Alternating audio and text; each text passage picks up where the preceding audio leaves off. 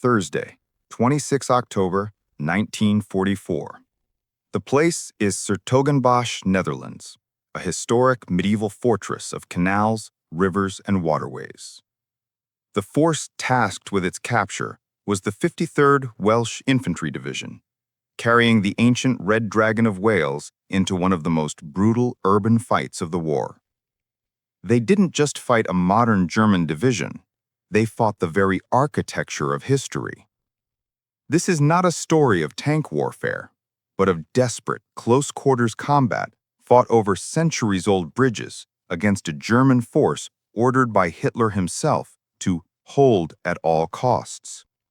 It is a tale of audacious risk, Welsh courage, and the pinpoint moment when a single company used a forgotten lock gate to break the back of a fortress designed for defense. In late 1944, following the costly failure of Operation Market Garden, the Allied objective shifted to securing the vital approaches to the port of Antwerp. s-Hertogenbosch, often abbreviated to Den Bosch, was a critical German communications node and a major fortress, a Festung, sitting directly in the path of the British advance. The city's medieval layout was its strongest defense. Built centuries ago, Den Bosch was a maze of waterways, crisscrossed by the Zuid-Wilhelms Canal and other rivers. Every street was a potential killing field, every bridge a vital choke point, and the German defenders, elements of the 712th Infantry Division, had meticulously prepared to use this terrain as their defense. Hitler himself stressed the city's importance, demanding it be held at all costs. The task of capturing this fortress fell to Major General Bobby Ross's 53rd Welsh Infantry Division. The Welsh division was hardened by months of fighting through Normandy and the Scheldt, but urban warfare in a historic labyrinth of canals presented a unique challenge. Major General Ross knew a conventional frontal assault would lead to catastrophic casualties, a typical butcher's bill for such operations. Instead, he devised Operation Allen, a brilliant tactical plan designed to hit the city from an unexpected flank, driving from east to west. The attack, launched on October 22nd, began with a massive artillery barrage. Over 50,000 shells fired from some 200 guns rained down on the German positions, softening the defenses. The advance was initially made along the embanked railway line, a slightly higher, drier route that offered the only clear path through the soggy polderland surrounding the city. The fighting was intense from the start. Welsh battalions, including the Royal Welch Fusiliers, RWF, and the Welsh Regiment, found themselves locked in house-to-house combat in the villages and suburbs outside the city walls. Every house farm, every small bridge became a fortified position. The city's natural defenses quickly fulfilled their function. By October 24th, the Welsh attack was halted at the unforgiving line of the Zuid-Wilhelms Canal. The Germans had systematically destroyed every bridge, creating an impassable watery barrier.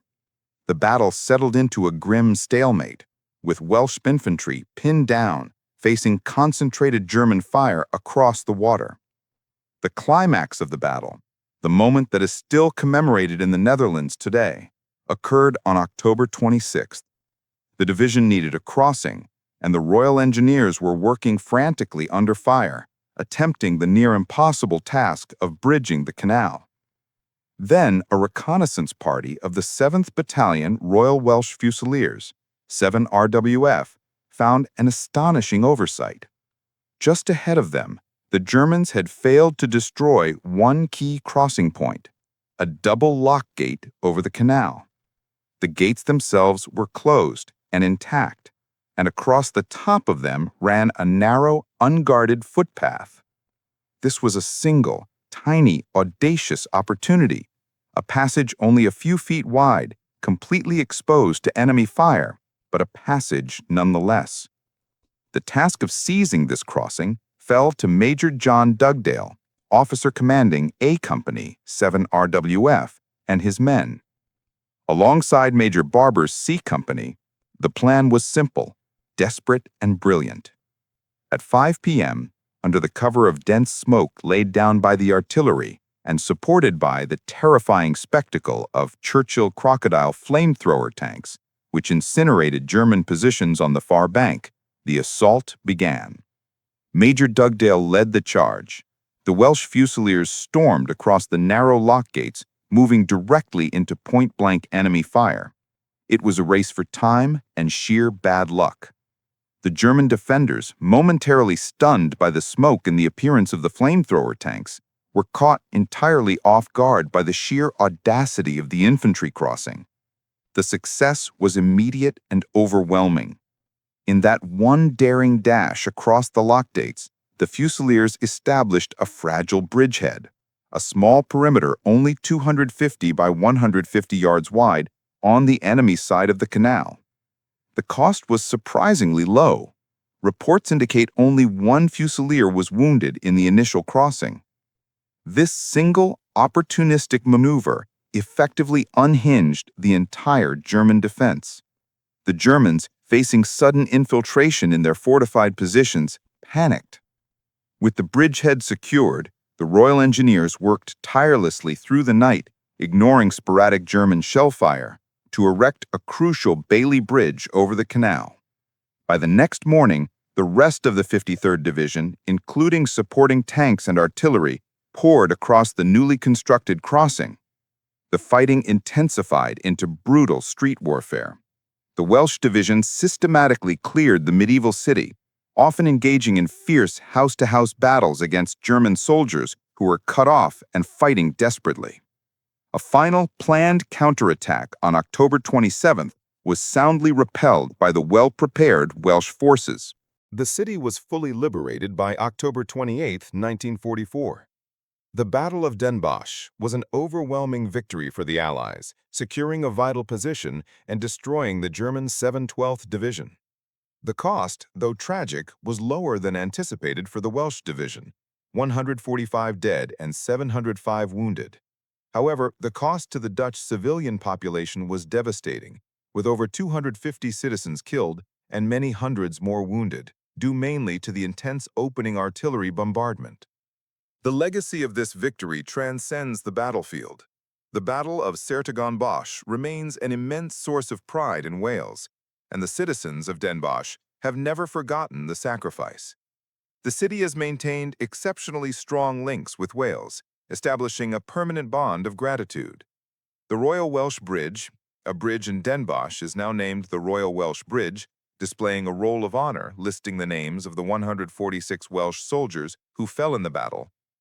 The Celtic Cross, a memorial shaped like a traditional Celtic cross, stands in the city, honoring the 53rd Division.